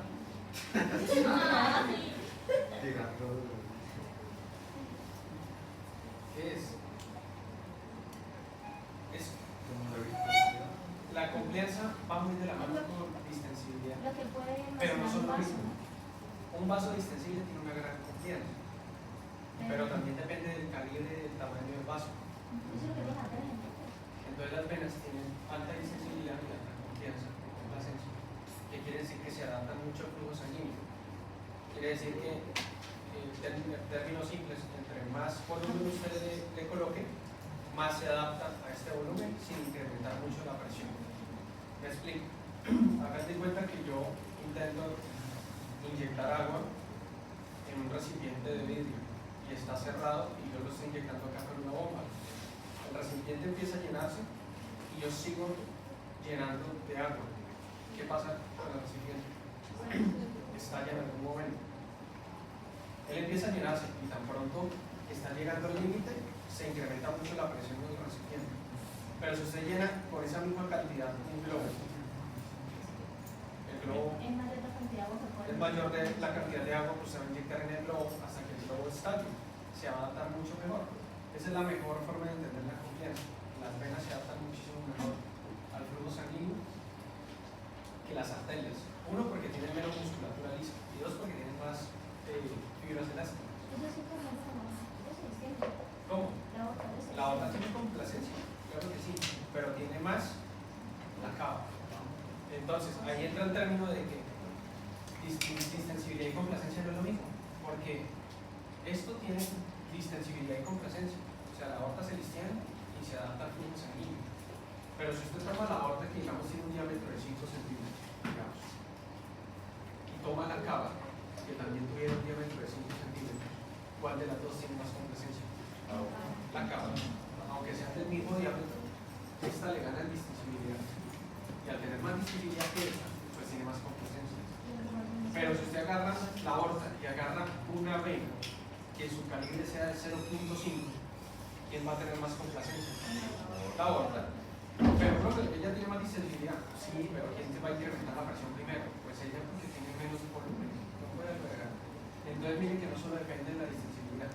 sea, depende del calibre del vaso. Y esa es la mejor manera de tener confianza y meterse con fórmulas. ¿Entendieron o no? Entonces, como las venas tienen gran distensibilidad, usted técnicamente tiene un volumen que no está circulando, que está estancado en todas las venas del cuerpo. Ese volumen puede llegar casi a 1 o 1.5 litros, no sé si lo entienden por ahí. Sí. Esto sirve mucho cuando yo estoy en un estado de hipovolemia, porque el cuerpo echa mano de este 1.5 o 1 litros para ponerlo a circular con una gran vasoconstricción venosa, saca toda esa sangre que está, la manda al corazón y por ejemplo la pone a circular. Entonces técnicamente se tiene que comprar ese apoyo para ponerlo a circular en condiciones que usted la necesita. Pero ¿cómo se activa esto? Pues por estimulación simpática. Y es la estimulación simpática la que en última va a ocasionar en ese paciente hipovolémico que se le bajó la presión arterial, tiene una deshidratación o tiene un sangrado y aumenta la resistencia vascular periférica y aumenta el gasto cardíaco y vasoconstricción venosa. Con todo eso saca todo este volumen y lo pone a circular. Luego se van a decir, profe, ¿y por qué entonces el paciente se muere? Pues porque siguió sangrando y ya superó los mecanismos compensatorios. Por más que estos son mecanismos compensatorios, si el paciente se desangra, pues se desangra. No hay mucho por hacer. ¿Listo? ¿Entendido hasta ahí o no? ¿Están aburridos ya? Bueno. Profe, ¿es posible también que se desciende completamente a cero litros? Siempre queda un remanente, cuando usted hace la autopsia, siempre queda un remanente de sangre en su vaso. Pero se va a mover lo suficiente para mantenerlo ahí. ¿Listo? ¿Entendimos o no?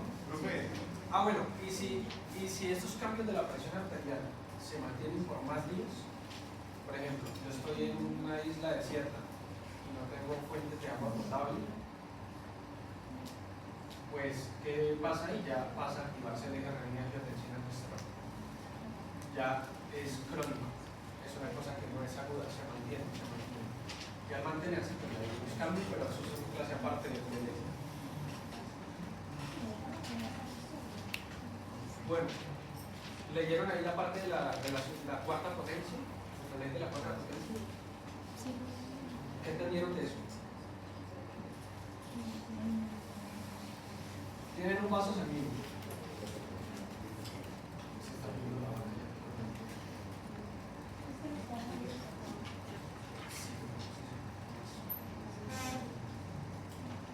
Ustedes tienen un vaso sanguíneo.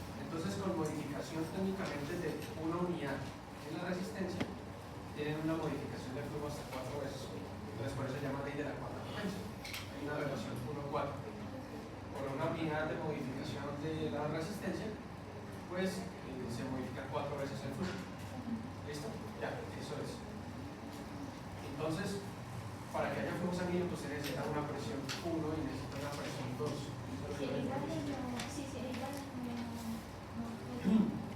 ¿Qué tiene que ser mayor?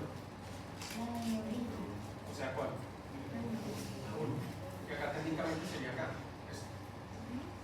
Entonces la presión acá en la raíz de la aorta es mayor que, por ejemplo, ya cuando llega al final de los pies. La presión se va perdiendo a medida que este flujo va rozando con las paredes de los vasos, va perdiendo fuerza, va perdiendo velocidad, hasta que cuando llega allá es un flujo mínimo. Cuando la sangre llega a nivel capilar, tiene que tener una presión bajita. ¿Qué pasa si la sangre llega a los capilares con una alta presión? Lo rompe. Y si eso sucede a nivel cerebral, ocasiona un ACV, accidente cerebrovascular, y este puede ser de origen trombótico, como por ejemplo, esto es isquémico, como cuando se originan trombos por una fibrilación auricular acá y viaja y se termina alojando en una arteria cerebral. Pero el otro es el hemorrágico, que tiene que ver con esto.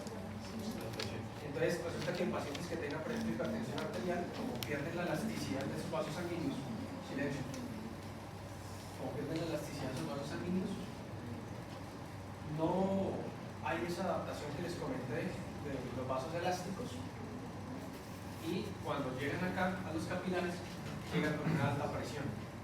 O O sea que la acomodación del flujo sanguíneo acá, en los vasos elásticos, va frenando un poco esa presión arterial para que cuando llegue a capilares, llegue con una baja presión.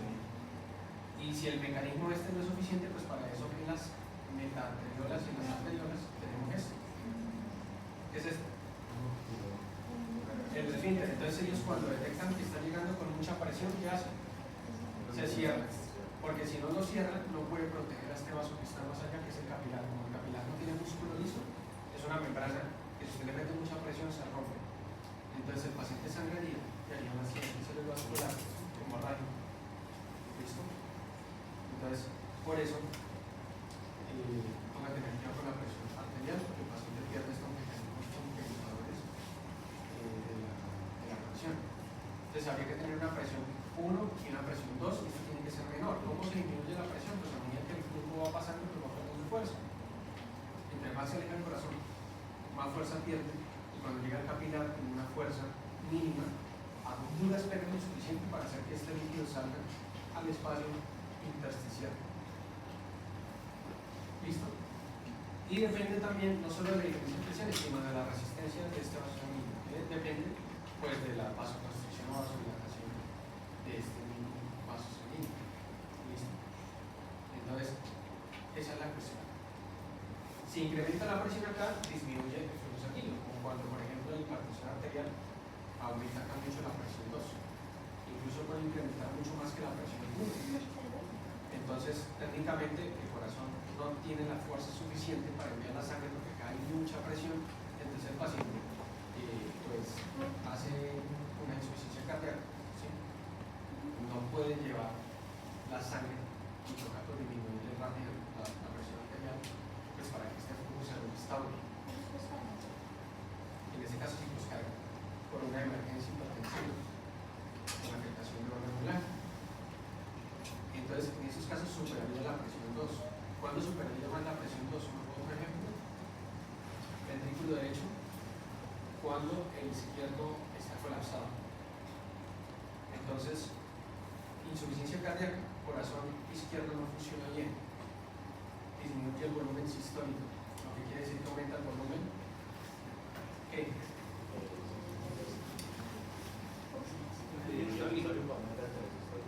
Exactamente. Entonces, al final de la sístole aumenta el volumen telesistólico porque disminuye el volumen sistólico. Y se colapsa el ventrículo, no puede sacar la sangre, se colapsa la aurícula, se colapsa la circulación pulmonar, porque la circulación que viene no puede drenar a la aurícula y el ventrículo derecho intenta sacar la sangre hacia la circulación pulmonar, pero acá ya hay mucho, entonces se colapsa también. ¿Sí? Entonces sería otro ejemplo por acumulación retrógrada. Eso ocurriría acá. Entonces, eso es lo que sucedería en esta cuestión, por eso les ponen esa fórmula para que la entiendan. No se ve hemorragias de cuarto, No. yo he visto que la gente que hace ejercicio a mucha intensidad, mucho peso, tiene... Pero entonces no sería fisiológico. Todo ACV es patológico. Porque para eso se necesita. Esas personas que hacen muchísimo peso tienen a sufrir eso. Pero no es fisiológico. Parece que lo fisiológico tiene una función específica. ¿Sí? Sí, claro. Tiene una función específica. O sea, lo fisiológico es porque usted necesita que cumpla esa función. Y usted para qué necesita que tenga una ACV. Pues no lo necesita. Ya es patológico. Pero ocurrió haciendo ejercicio. No quiere decir, por ejemplo, entonces yo estoy levantando una pesa y la pesa se me cae en el pie y yo me fracturo. Y yo digo fisiológico, porque yo estaba haciendo ejercicio y el ejercicio fisiológico. No. Entonces estos, lo que él está hablando son los manes que hacen peso muerto. Están levantando, se ponen morados, pierden la conciencia y cuando van a ver hicieron una serie de tipo hemorrágico, y no solo ahí. Las venas de aquí para arriba por la maniobra de Valsalva y el peso se pueden romper, venas y arterias, y hacer un sangrado. Pero más que todo lo hacen a nivel cerebral porque la circulación ahí es muy sensible. Entonces básicamente por la maniobra de Valsalva y el esfuerzo físico tan grande que está haciendo, incrementa la presión y no pueden contener esa presión tan grande y se rompen. Pero no es fisiológico, es patológico. Tiene un contexto patológico. ¿Listo? Y pues la fórmula que estaba ahí, pues sencillamente dice que F es que variación de la presión por la resistencia. Pues básicamente está diciendo eso, que para que haya un flujo sanguíneo tiene que haber una diferencia de presiones, eso tiene que ser mayor a esta por la resistencia de esta.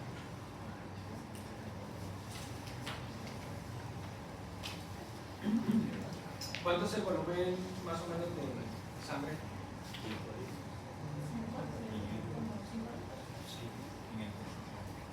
También según como el tamaño ¿El tamaño de quién? pues, corporal.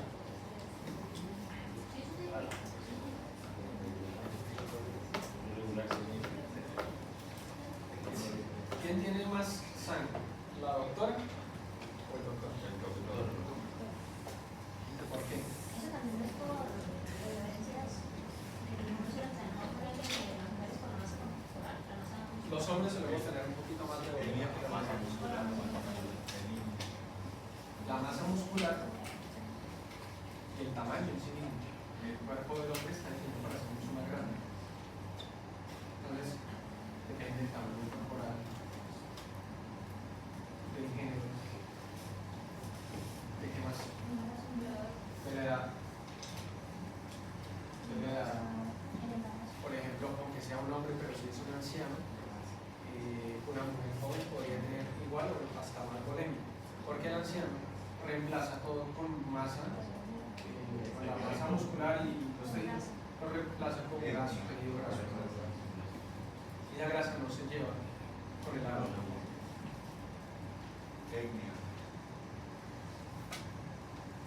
Pues sí, técnicamente sí, no tengo cómo refutarlo. Profe, la obesidad. ¿Cómo? La obesidad. No, sí, pero Pero no sé. todavía en condiciones fisiológicas. Embarazo.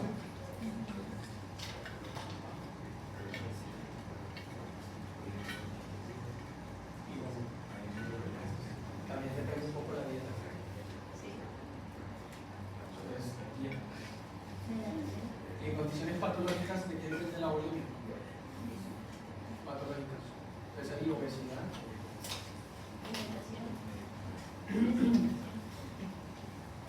Estados de deshidratación, sí.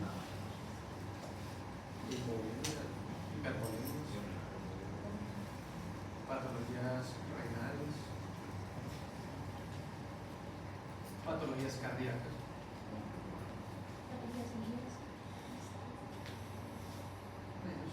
hepáticas, sanguíneas, etc. ¿Por qué las patologías cardíacas pueden condicionar la bulimia? ¿Pero cómo? Porque un paciente con patología cardíaca puede tener más o menos bulimia.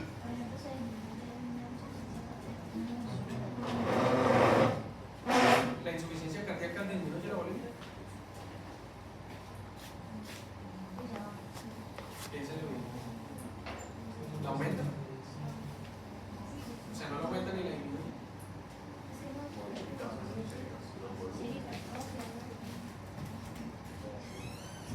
Si usted tiene un corazón atrófico o si usted tiene un corazón hipertrófico, eso modifica la cantidad total de sangre que usted tiene en las venas.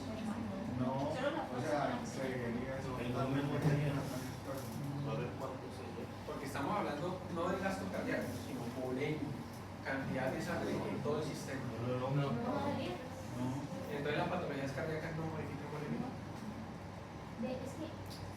¿Quién dice que no? ¿Quién dice que sí? No, Si eso cambia el filtrado glomerular, pues eso no podría afectar la bulimia. Porque cambia el filtrado glomerular. Por ejemplo, un paciente que tiene una insuficiencia cardíaca tiene menos gasto cardíaco. O sea que al riñón le llega más o menos sangre.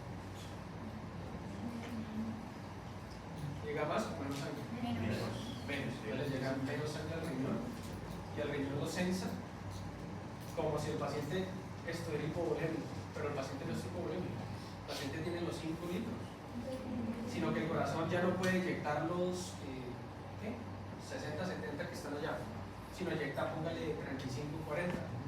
Tiene una FEBI reducida. La FEBI, fracción de eyección ventrículo izquierdo. Entonces, al reducir el volumen sistólico, que llega menos sangre al riñón, y al llegar menos sangre al riñón, ¿qué pasa?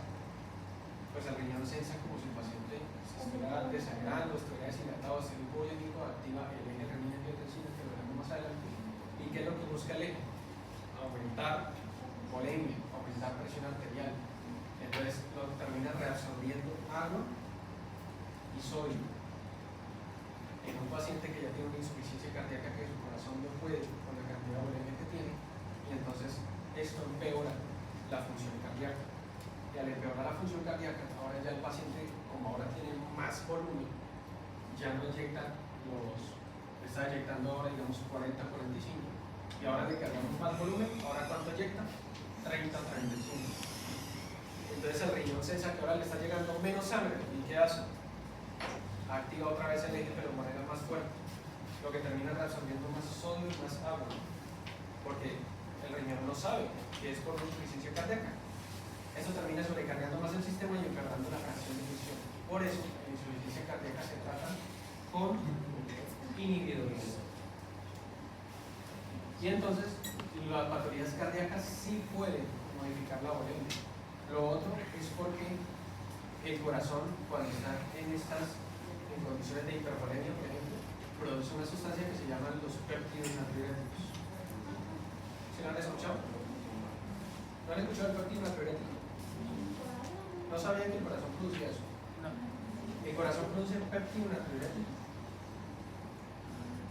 Lo van a encontrar en algunos libros también que se llama péptido natriurético cerebral, PPN, porque la primera vez que lo encontraron en el cerebro, pero lo producen las cámaras cardíacas en respuesta a una hipervolemia. O sea, cuando el corazón está muy congestionado, producen el péptido, y el péptido actúa a nivel renal, provocando aumento de la excreción de sodio y agua, que se llama natriurético. ¿Y eso que busca?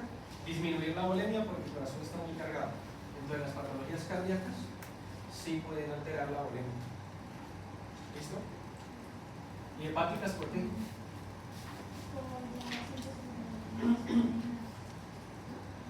¿Y qué pasa aquí?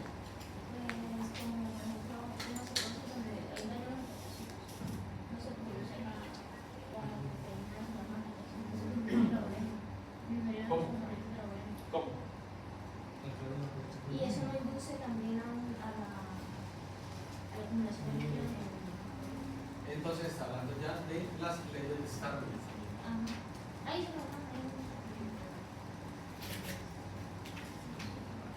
Patología hepática, ¿por qué? Porque si hay disminución de las proteínas, hay disminución de la presión oncótica. Que eso sería creo que el capítulo que sigue o el que sigue, no sé. Entonces, eso lo vemos ahí, pero las proteínas tienen poder oncótico. Más o menos como el poder que tiene el sodio, que retener agua. Si disminuyen las proteínas en plasma, el líquido tiende a salir y acumularse en el espacio que intersticial. Entonces, eso lo que hace es que disminuye el volumen de sangre en los vasos sanguíneos. ¿Y quién lo sensa? El riñón, ¿cómo lo sensa? Como si el paciente se estuviera desangrando, o se estuviera deshidratado, o se estuviera hipovolémico o tal. ¿Y activa quién? El eje. Para retener más sodio y más agua, lo cual empeoraría porque diluye las pocas proteínas que hay acá y aparte incrementa la presión en el sistema y hace que se queme más. Y entonces el paciente con patología hepática pues tiene modificación de la volemia. Por eso que son presentan edemas Así que en la libros inferiores. Patología hepática. ¿Listo? Apenas estamos en la introducción, ¿no?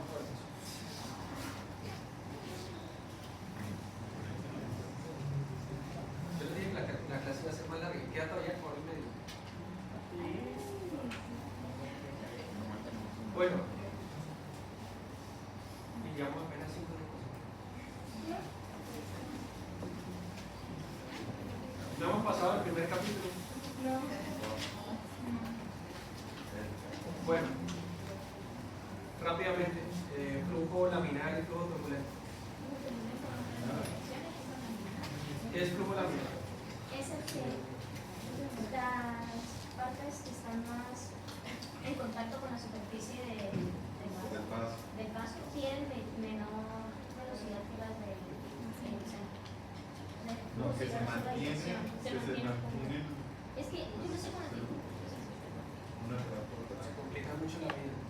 Es el que el flujo se comporta como láminas, Bueno, haciendo que cada capa que está más distante de los bordes del vaso se mueva de una manera mucho más rápida y limpia, porque cada capa se desliza sobre el anterior.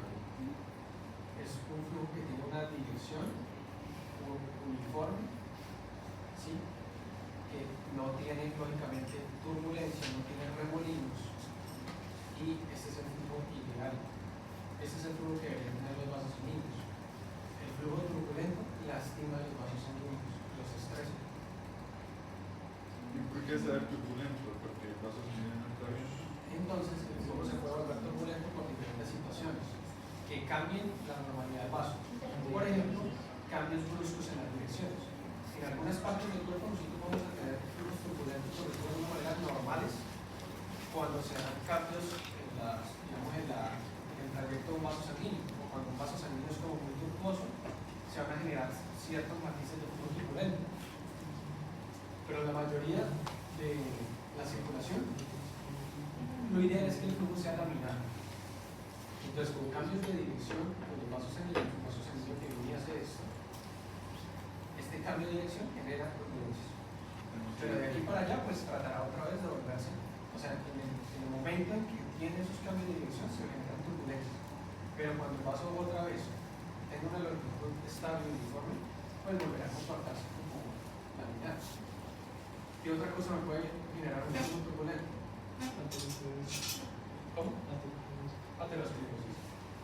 Formaciones de placa de ateromas que no obstruyen acá, no obstruyen completamente el vaso, pero generan cambios en el flujo porque esto que viene acá choca y, digamos, altera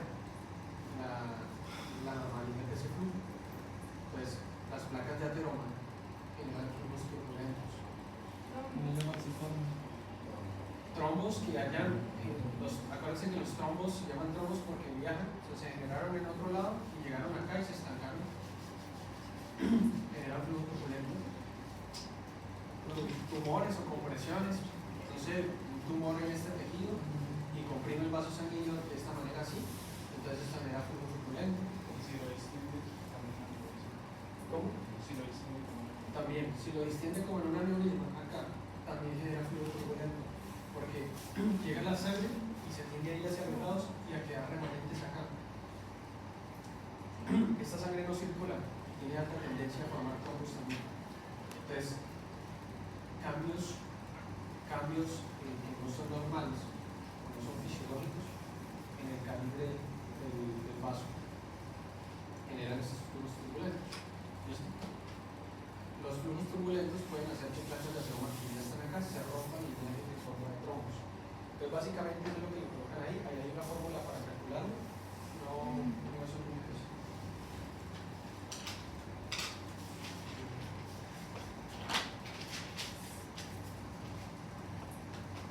Ustedes ven ahí una variable que se llama el número de Reynolds,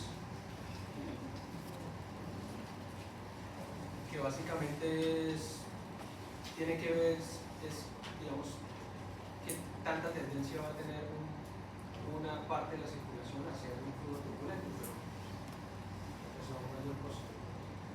No necesito que sepan calcularlo.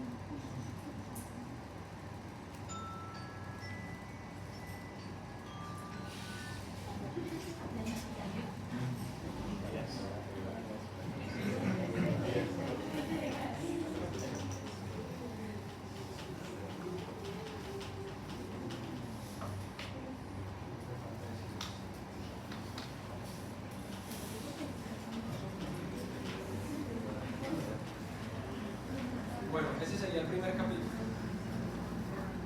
que se llama Generalidades.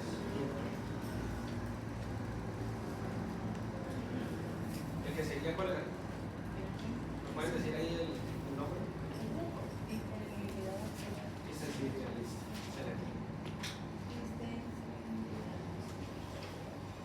diagnóstico del de CERCOM?